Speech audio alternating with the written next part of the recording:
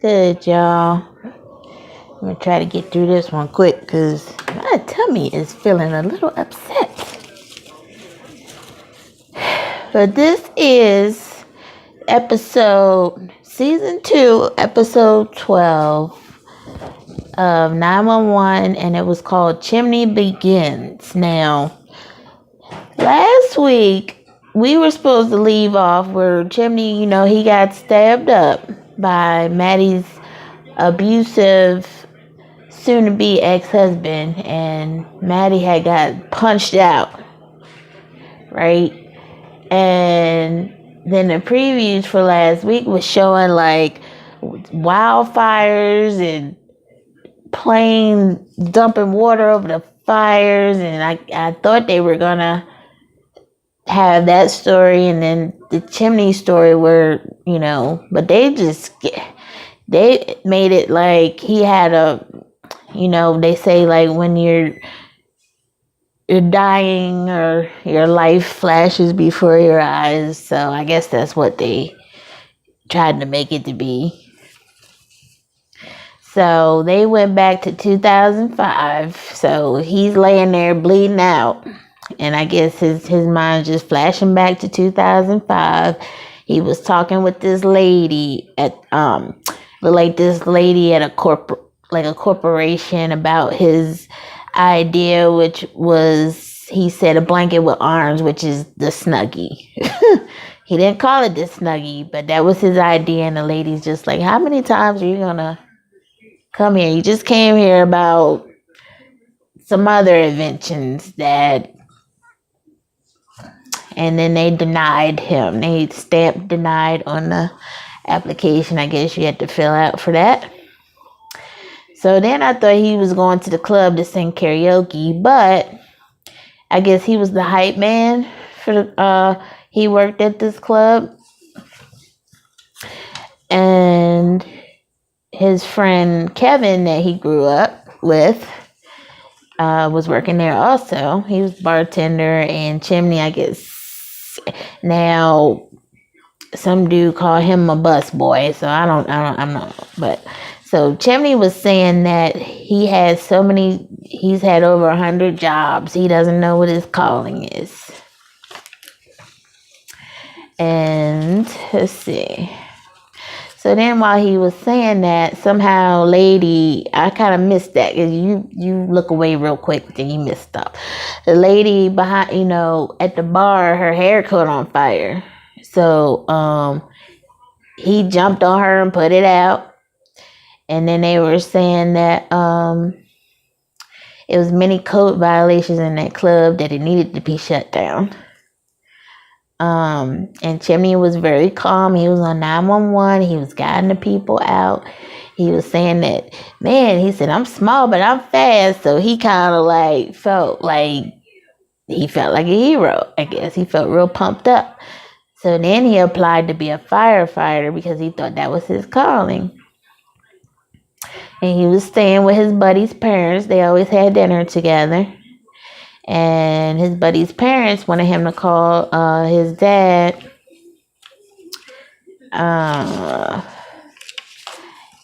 But Chimney didn't want, he said, I don't want to get my dad's hopes up. So I guess he probably just told his dad so many things that he wanted to do in the past, and they never came to fruition, as they say. So him and his buddy, he joined the firefighter training, and they are shown, they're training and graduating. So that's when we find out his name. Chimney's real name is Howard Hahn. So we didn't really get to see where, his nickname came to play out. But, so Chimney walks in, I guess, his first day at the firehouse, and they think he's the delivery guy. He was like, did somebody order Chinese food? I was like, that's messed up. Then he's left behind to clean because he was on time. So he told the chief, he's like, I was supposed to be here at 6:30. He said on time is not good enough. You're supposed to be here early because you need to be there for the fire. I guess when the fire happens, it was something like that. He said. So repeatedly, they left him there. They said, no, go ahead and stay back. I said, that's messed up.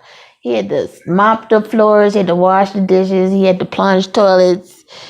He kept practicing putting his gear on. I guess they have like probably 3 minutes, probably less than a minute to put on their gear when a fire is called in. So he was kind of pumped up because he finally got it. They left him so many times back at the firehouse. But then this one particular day, he was alone, and this couple pulls up. And the wife got out panicking. She's like, I think my husband's having a heart attack, And so Chimney was like, are you having numbness in your arms or your hands? Because there's a difference. And the man was like, he breathed real fast. And he's like, it's in my hands. And then he was like, where were you guys before, this happened? He was like, they went to a buffet and then they went to a walk on the beach. And then that's when he started complaining about these chest pains. So Chimney, he has this calm way about him, I'm kind of like that. So I would say, like, well, I don't know about an emergency situation, but in other situations, I'm kind of trying to talk people down off the ledge type of person. So he was just like, oh yeah, you were at the buffet. What did you eat? And he ate everything. He said, yeah, you eat a little bit of everything at the buffet. So then the man, he tries to tell the man to breathe slowly, count to 4 or whatever like that, right?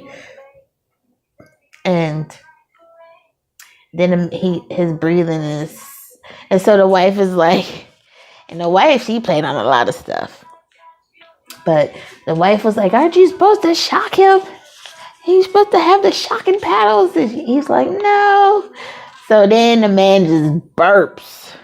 And that's what it was. He had gas. But, better safe than sorry. So then, he felt proud of himself again.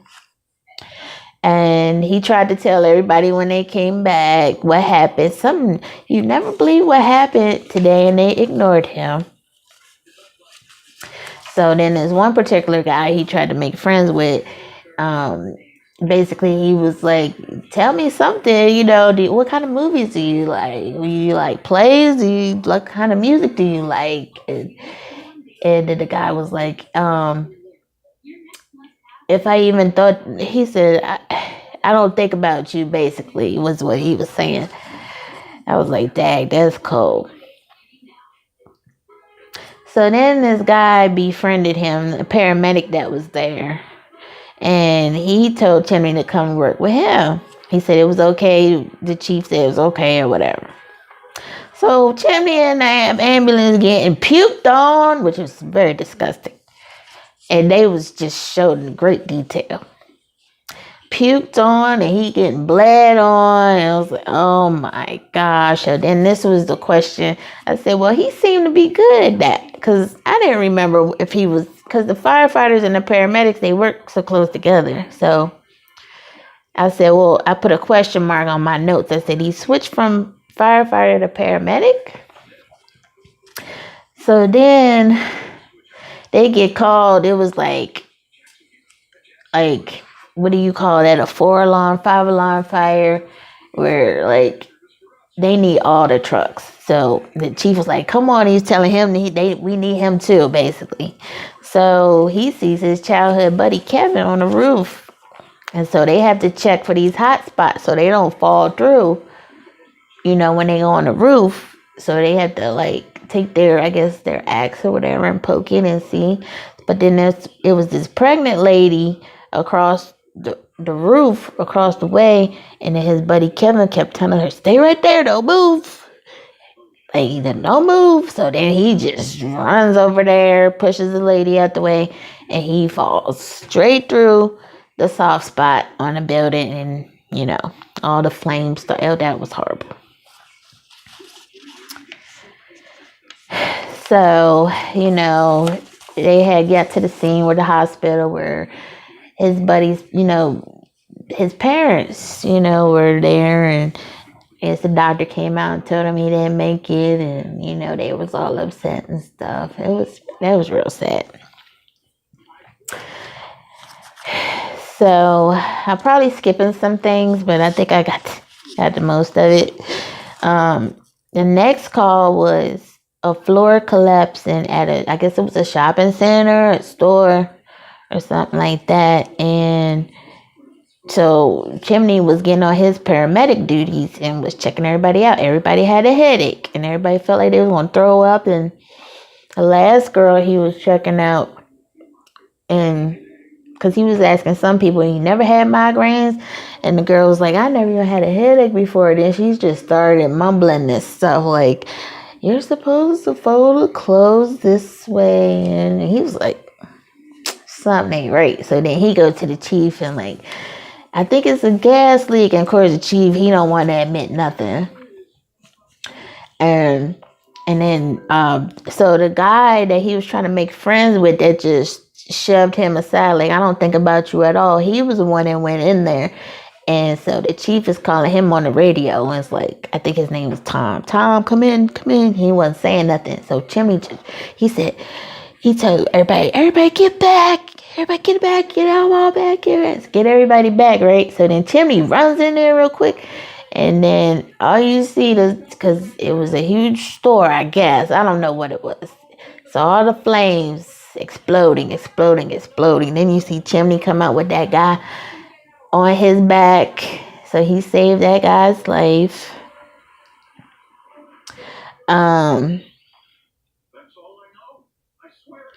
That's all the notes I took. So Chimney was still feeling bad about, his friend dying, and his friend's mom came to visit him at his new apartment and said, well, we love you, that type of thing. So he was like, well, that's good enough for me. So then we got 1 minute left, and they just show him lying on the ground like he was last week. I said, now, ain't this about a...